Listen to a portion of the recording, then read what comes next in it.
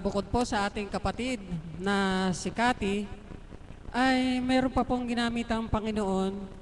Bukod po doon, bago po tayo tuluyang nagsaere ng ating gawain dito. Tatanungin ko po si Nanay.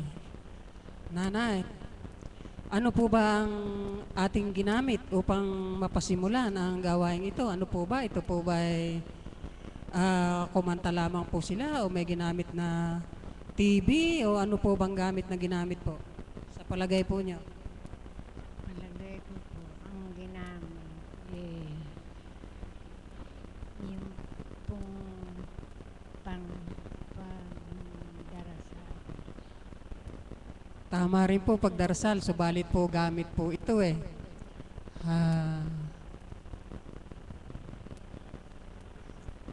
Dito po ako. Ay, maraming may alam din eh.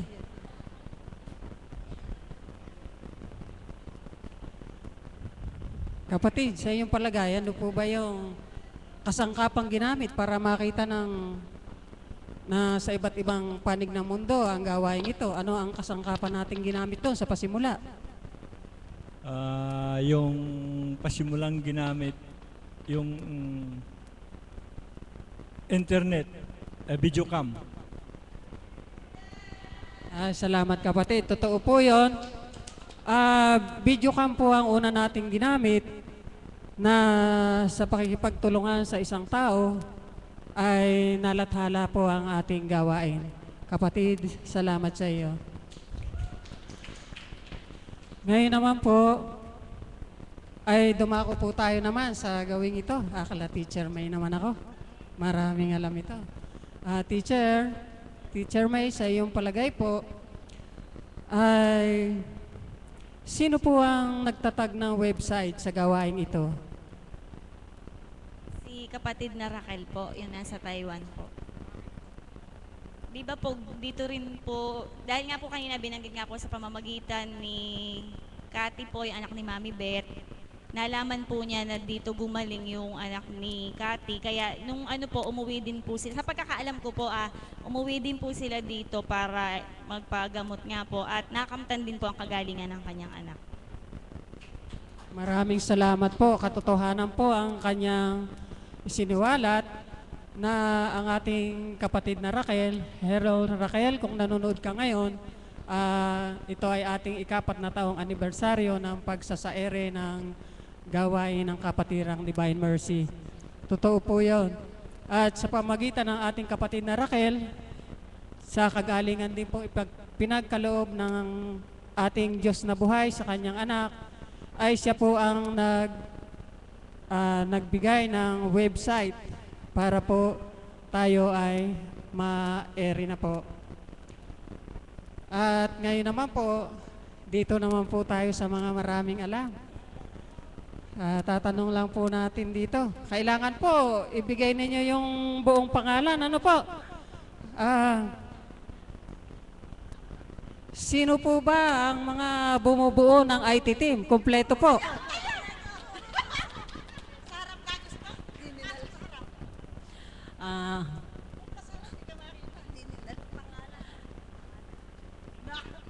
Bagaman po at wala na dito ang isang kapatid.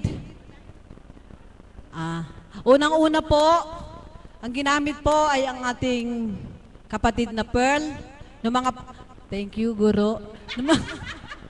Noong mga panahon po na yun na wala pa pong internet, siya po yung unang ginamit ng Banal na Espiritu sa pamamagitan po ng video cam. Siya po ang ginamit. Ang kapatid na Roland, kapatid na Jeff, kapatid na Bernard, bagaman po't wala na rin po dito ang kapatid nating si Bernard. At ang mga sumunod po na dekada ay si kapatid na Abigail, anak ng mahal na apo, ang kapatid na Morris, at kapatid na Arlene, at Alana po. At ang ating pong minamahal na kapatid na Raquel sa ibayong dagat. Isa rin po siya sa ginamit ng Panginoon. At sila po ang binuo ng Panginoon upang siyang gumanap kaukulan sa tinatawag nating IT team kung kaya't ang gawang ito'y natanghal sa buong mundo. Amen. Maraming salamat po. Totoo po yun na dumaan nga po tayo sa pinag-ugatan kung paano nagsimula ang pagsasaere ng gawain ito. At nang nagkasanga naman po,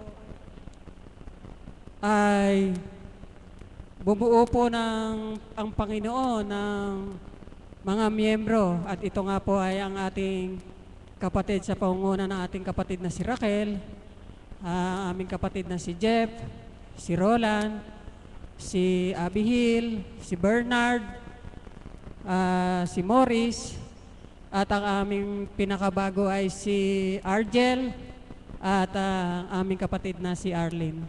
Palakpakan nga po natin ang Panginoon.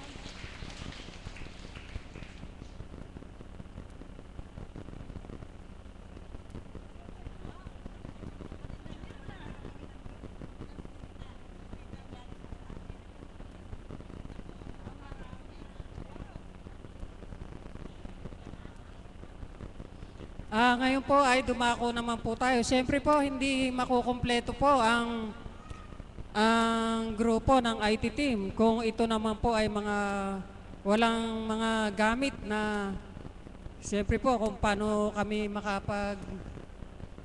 papadala ng mga litrato kung wala pong gagamiting mga gadget. Ano po? Tatawag po tayo sa gawin dito. Sino ba ang pwede rito? Dito muna.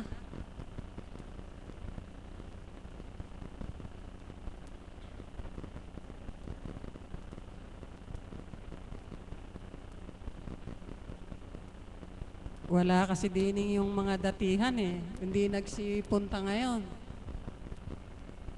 Ito si kapatid. Kapatid, sa inyo pong palagay, sino po ba yung mga kapatid natin na ginamit ng Panginoon upang sumuporta sa gawain ng IT team? Wala po akong masasabi dahil ako nga po, bago pa wala pa akong alam tungkol sa mga gawain ng mga IT team. Kaya, pasensya na lang po. Maraming salamat po, kapatid. Palagay ko, dito na nga po tayo pupunta. Sige po, Mother.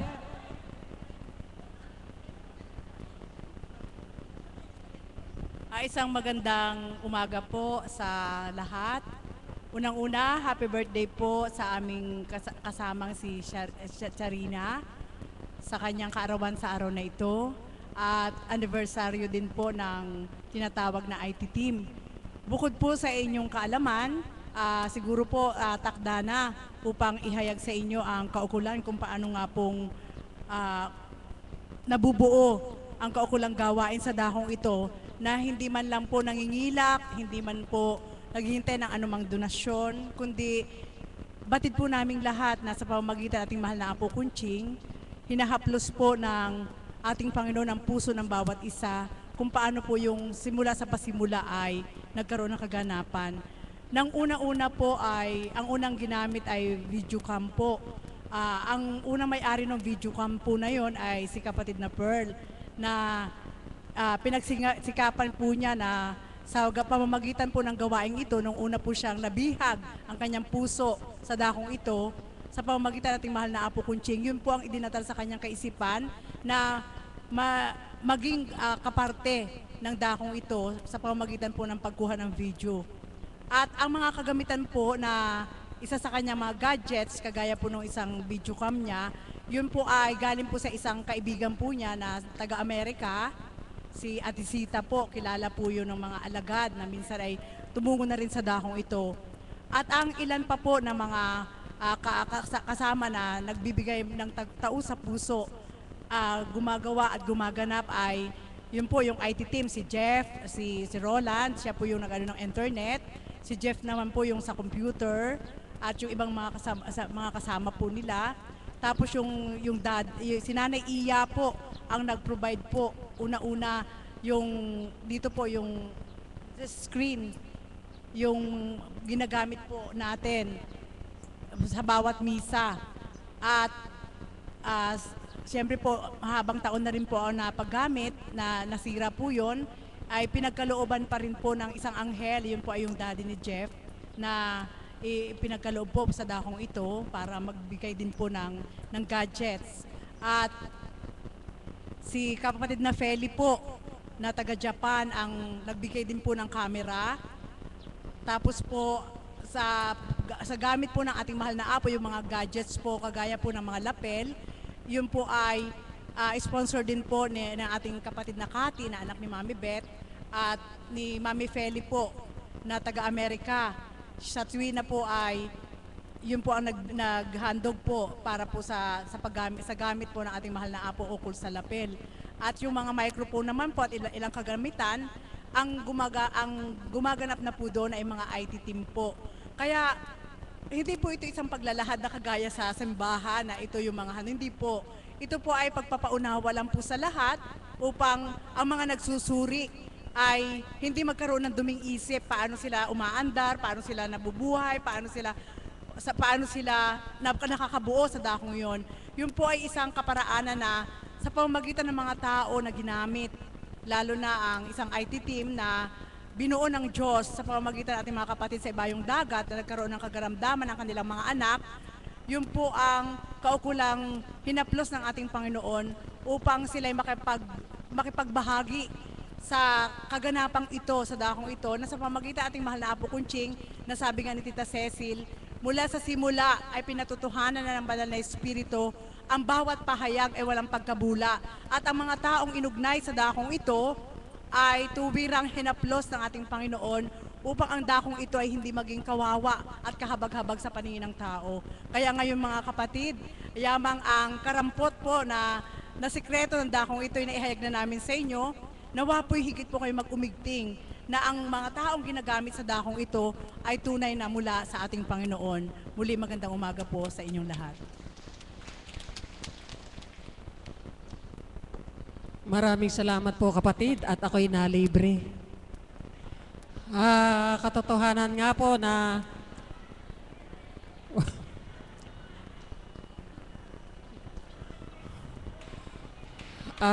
kala ko po ay nakalibre ako noon. Hindi po pala. Huwag kang mag-alala kapatid, to follow na lang po yung inyong regalo mula sa Ama. Katotohanan nga po na hindi po mabubuo o makakayanan ng IT team ang pagsasaeri po ng gawaing ito kung wala pong susuporta na mga kapatid nating hinaplos ng ating Panginoon. At yun nga po ay ang ating kapatid na si kapatid na Peli na nasa Japan, yung pong kamerang nakikita nyo po na yon, at saka po yung kamerang malaki na ginagamit namin, sa kanya po galing yon. Yun po ay kusang loob niya pong ibinigay at tinatanong pa po kung ano ang kulang. At nasundan pa po yon ng mga kapatid natin na para maging mas ang banal na espiritu pag nagme-mensahe na po ay para mas maganda po ay meron naman pong nagbigay ng lapel. At nang sumunod naman po ay nasundan din po na meron din pong nagbigay, at yan po ay ibinigay na pandama sa kanila ng Diyos. Kaya pinapupurihan ko po ang Ama at pinasasalapatan sapagkat tunay nga pong siya ang ating pinaglilingkuran at tinatawagan sa lugar na ito na sa pamamagitan ng taong kanyang kinalugdan na tumanggap ng sakripisyong ito, ang lahat po ay kanyang ibinigay. Purihin nga po natin ang Panginoon, palakpakan nga po natin. At para po maging masaya po ang lahat, may oras pa po naman yata tayo. At yung pong ibang hindi makasagot, palagay ko po ay makakasagot na ngayon. Tatanungin natin si Nanay uli. Nanay, taga saan po ba kayo? Sa Roque Lucan. Kung tatanungin ko po ba kayo, maipapangako nyo sa akin na hindi kayo lilingon. Ito po yung tanong ko sa inyo, napakahirap po nito, pero baka po sakaling matsambahan nyo. Ilan po ba ang pintuan ng simbahang ito? Sa harap lang po. May dalawa po. Ilan po? Dalawa po. Ilan po? Pakilakas nga po. Dalawa po. Nako, sa hirap ng tanong ay hindi nasagot ni Lola. Teka, hanap ulit tayo ng iba. Kapatid, bawal lang lumingon, ano? Sa iyong palagay, ilan po ba ang pintuan ng dambanang ito sa harap? 3 po. 3 po. Iyon po ba hindi na magbabago isip nyo? Hindi po ba 4? Hindi ba 5? 3 po. Sigurado po kayo, 3 po yan. Baka po mamaya meron kayong di nakita. May isa po sa harap. 3 po dito sa... Yun lang po sa pagpasok. Sa harap po, yun lang po sa kabuuan ng harap. Isa po. Doon sa bungad. Ano po ba yung totoo nyo sagot, ate? Ano po ba? Ilan po ba talaga? Final answer po. 3 po. Palakpakan po natin ang ating kapatid. At siya po ay nasagot niya sa napakahirap na katanungan ay nasagot niya po.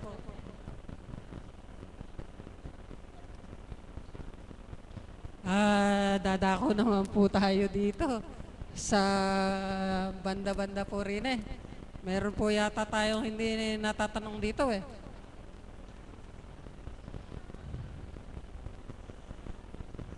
Kapatid, nakikita ko po kayo dito parate noong mga nakakaraang araw, pero ito pong bandang huli, manaka-naka, ano po? Sa inyo po bang palagay? Bagamat po mahirap itong tanong nato, ito po, once lang, ano po? Ano po bang petsa at buwan ng ating anibersaryo? October 27 po. Ito po ba ay talaga po bang iti alam ninyo o hinulaan nyo lang? Talaga pong alam ko. Sige, palakpakan po natin ang buhay na Diyos.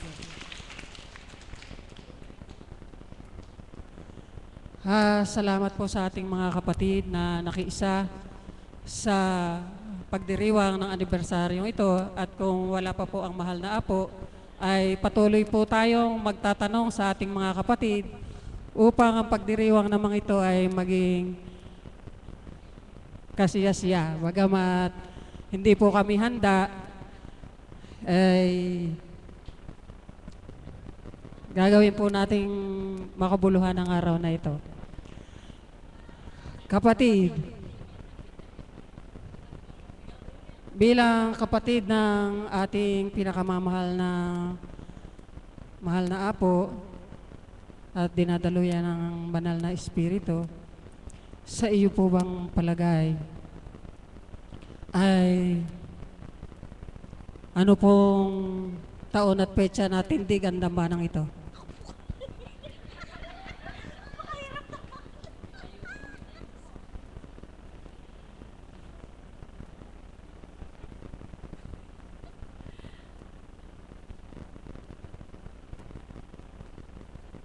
Sa pagkakaalam ko po ay August 22, 2006.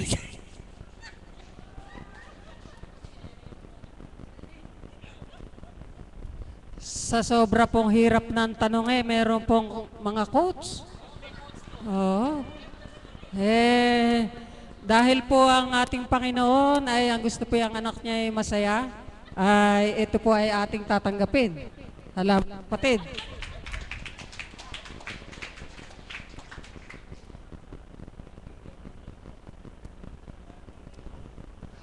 Bago po tayo magpatuloy, habang wala pa po ang ating mahal na Apo Conching, ay nais ko naman pong tumawag ng isang aawit sa ating harapan upang gumising sa pandaman ng ating mga kapatid, dahil sila'y nag-iisip na baka sila'y lapitan, hindi nila masagot ang tanong sa sobrang hirap.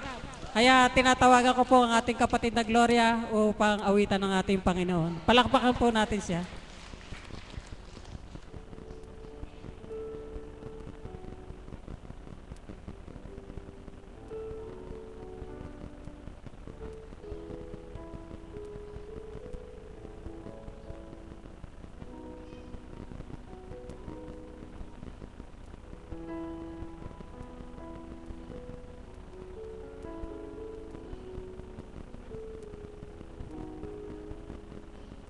Maraming salamat sa iyo, mahal na kapatid. At ako'y gininaw at nainitan doon sa premyong aking natanggap ngayong araw na ito. Hindi po yun kinote sa akin. Ayan, kalooban po ng Panginoon na ako'y magkaroon ng premyo ngayong araw na to para pagalaki ng aking puso. Subalit, hindi po sa pamamagitan ng salipi tayo magagalak. Hindi po ba? Kundi yung kagalakan ay magmumula pa rin sa Panginoon eh. Sapagkat kung hindi hinaplos ang kanilang mga puso, di sana wala tayong premyo. Di po ba? Kaya papurihan at pasalamatan natin ang ating Panginoon. Ayun, may dumodoble pa yata ron. Walang question yun, pero nakadagdag. Sige. Okay, maraming salamat po sa inyo. Siyempre po sa bumubuo ng IT team, lalong-lalo na po kay Tita Pearl. Alam niyo po yan, si Tita Pearl tahimik yan. Subalit, talaga pong tahimik yan. Salamat po.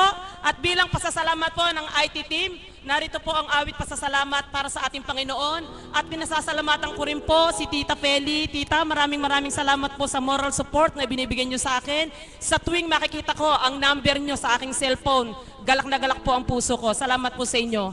Mga minamahal ko, nawa po ang awiting ito ay damhin nating lahat. Ito po ay awit ng pasasalamat para sa ating Panginoon.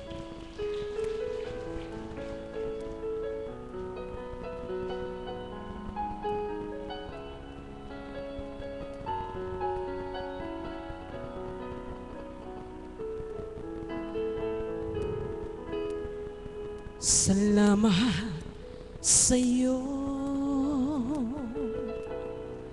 aking Panginoong Jesus.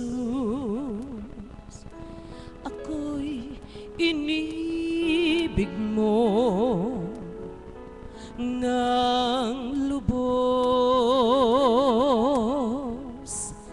Salamat din sa lahat ng pangako mo, tinupad mong lahat ito sa buhay ko. Kaya tanging dalangin ko, ako sana'y samahan mo. Ingatan at bigyang lakas kung may tukso.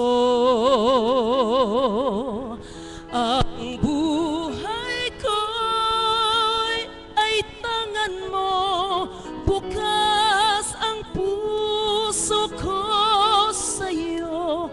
Ikaw, Jesus, ang pag-asa ko. Salamat sa'yo. Salamat sa'yo,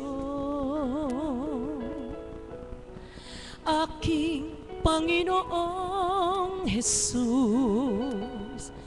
Tagumpay ang siyang dulot mo sa buhay ko. Salamat din sa bigay mong galak sa akin, bagamat kung minsa'y may dilim, may galak pa rin. Kaya tanging dalangin ko, ako sana'y samahan mo. Ingatan at bigyang lakas kung may tukso. Ang buhay ko ay tangan mo, bukas ang puso ko sa'yo. Ikaw, Jesus, ang pag-asa ko. Salamat sa'yo. Kaya tanging dalangin ko,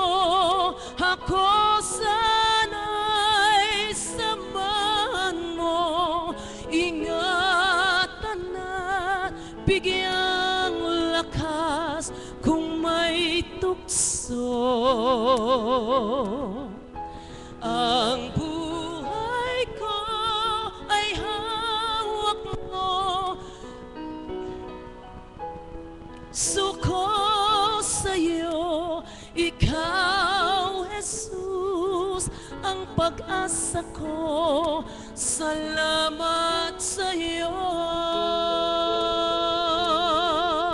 Salamat po, Panginoon. Maraming salamat po. Maraming salamat kapatid sa iyong napakagandang awitin at nawa po ay nagising na po ang ating mga kapatid dyan at habang wala pa po ang ating mahal na Apo Conching ay may lalapitan pa po tayo. Saan na nga po ba? Ito si nanay. Nanay, sa inyo pong karamdaman, huwag po kayo malumbay. Andi dyan po ang ama. Tatanungin ko lang po kayo, sa inyo po bang pagbabanyos, sa palagay niyo po, sino ang nakikipagniig sa inyo ron?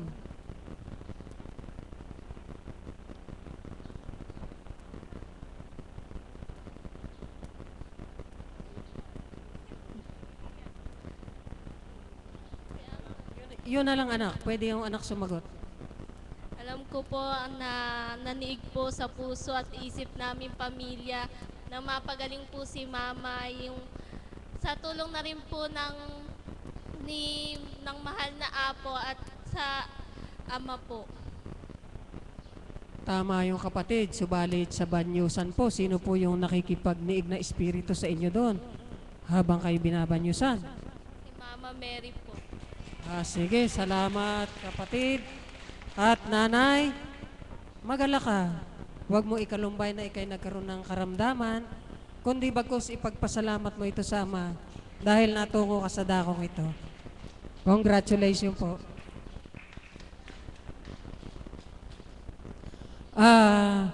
Mga kapatid, ito pong naging pag-aalay na ito ay kalooban po ng Ama sapagkat ang alam ko lamang po ay ako ay magpapacilitator sa araw na ito at hindi ko rin po inaasahan na ito rin palang araw na ito ay aming ika-4 na anibersaryo ng tinatawag nating IT team. At habang may oras po ay patuloy po tayong lalapit sa ating mga kapatid at magtatanong lamang po ng ilang katanungan. At bagamat po na medyo mahirap-hirap, pwede naman po yung hula-hula.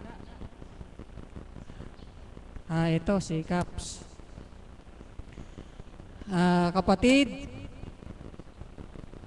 ano pong buwan at petsa nagsuot ng kaputian ang ating mahal na Apo Conching? Pasensya na po, wala pa ako rito. Nako, sayang naman. Sayang naman, hindi nasagot ni tatay. Teka. Pupunta tayo dito. Tonton, anong petsa nagsuot ng kaputian ng ating mahal na Apo Conching at anong buwan? Nako, umiyak. Kapatid na Melinda. January 27 po. 2007.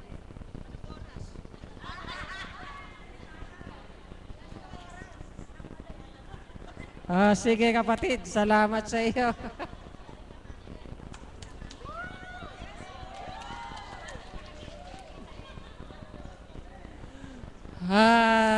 Dito po, babalik po tayo sa choir sa mga mahihirap na katanungan na ihinanda ng Panginoon para sa inyo.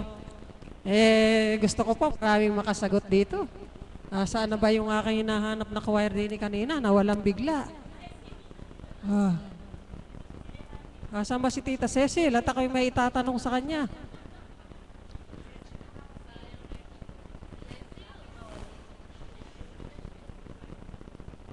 Meron akong nakahanda sa kanyang napakahirap na tanong.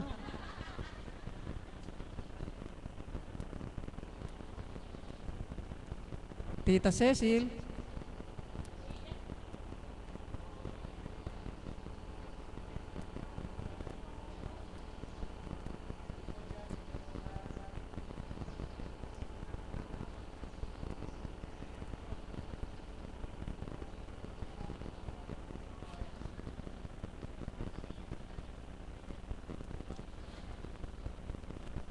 Halika, kayang-kaya mo ito.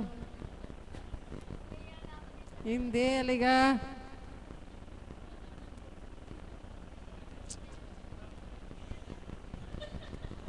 Eto, kayang-kaya mo to. Mula nang ma-ere ang ating gawain ito at ang ating mahal na Apo Konsing, ay nagkaroon na ng tagapagtala. Sino po ba ang kapatid natin na ngayon ay tagapagtala ng ating mahal na Apo Konsing? Si kapatid na Arlene po. Kala ko sa hirap na to, hindi pa tatama. Pakibigay mo na lang yung regalo ng ama para sa kanya. At dadako naman po tayong muli dito sa gawing ito. Ito, si nanay ring nasa gitna, yung nakahalukip-kip. Nanay, ano po ang nag-udyok sa inyo para kayo tumungo dito sa dambanang ito? Ay, ang nag-udyok po sa akin mahal na Panginoon, para po sa palagay ko dito po ako gagaling. Yun po ang naano ko. Naramdaman ko po yun. Na dito po ako pumunta sa pakiwari ko po. Dito po ako gagaling. Tama po yun na ang nag-udyok sa inyo kaya kayo pumunta dito ay para sa kagalingan po ng inyong katawan at kaluluwa po. Ano po ba ang pinakamatibay na dahilan na para sa pagtungo nyo dito ay kayo ay ganap na makatanggap ng pagpapala ng Ama tulad ng kagalingan ng katawan at kagalingan ng kaluluwa? Ano po ang isang masasabi ninyong dahilan o mataman ninyong ibinigay sa Panginoon para makamit nyo yun? Marami na rin po sa buhay ko. Sa ngayon po, pag po ako may nararamdaman, pupunta lang po ako dito. Hindi na po ako umiinom ng gamot. Pagka po taimtim talaga ang ginagawa mo, pinakikinggan po ng Ama. Yun lang po. Maraming salamat po at dahil sa kanyang mataimtim na panalangin sa Ama at sa kanyang pagtitiwalang lubusan sa Diyos, yon ang nag-udyok sa kanya ng kaya siya bibigyan ng gantimpala ng Ama.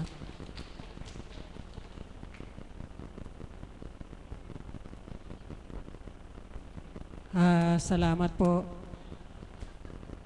At ngayon po ay tatawag naman po tayo ng magbabahagi para sa araw na ito.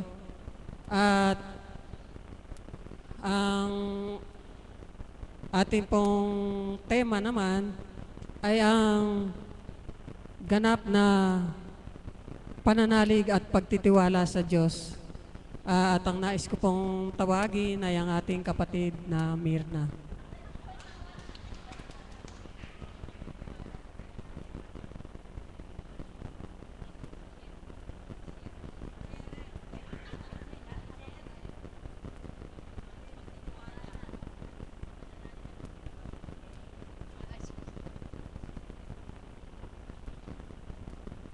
Purihin at dakilain ng Ama. Buhay po ang Diyos. Yan po ang sa tuwin ay tinuturan sa atin ng Panginoon. Kailangan lagi po tayong handa. Kagaya ko po, nakatulala ako doon at busy-busy ang isip ko sa pangaharot kay Guro. Para po sa pera niyang kinita, sabi ko po sa akin ay 100 lang. Bigay niya sa akin ng 50 para kami maging parehas. Tingnan niyo po ang kadakilaan ng Diyos. Ano po? Sa iba't ibang uri ng kaganapan, kagalakan. Tama po yung sinabi ng mahal na Guro, hindi naman sa salapi, kundi sa ating pagtitiwala at pananalig sa Diyos. Kayang hawiin ang lahat ng lumbay sa puso. Sa ating pagtitiwala sa Panginoon, lahat ng ating mga kararaingan, lahat ng ating mga kalumbayan, pangangailangan, ang Diyos ang magdaratan.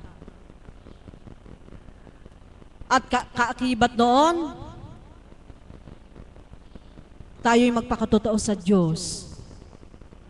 Ako po, aaminin ko, bilang isang inatasan ng Ama na magbigay paliwanag sa inyo dito sa kaukulang temang binigay sa ating kapatid na Pearl, pananalig at pagtitiwala.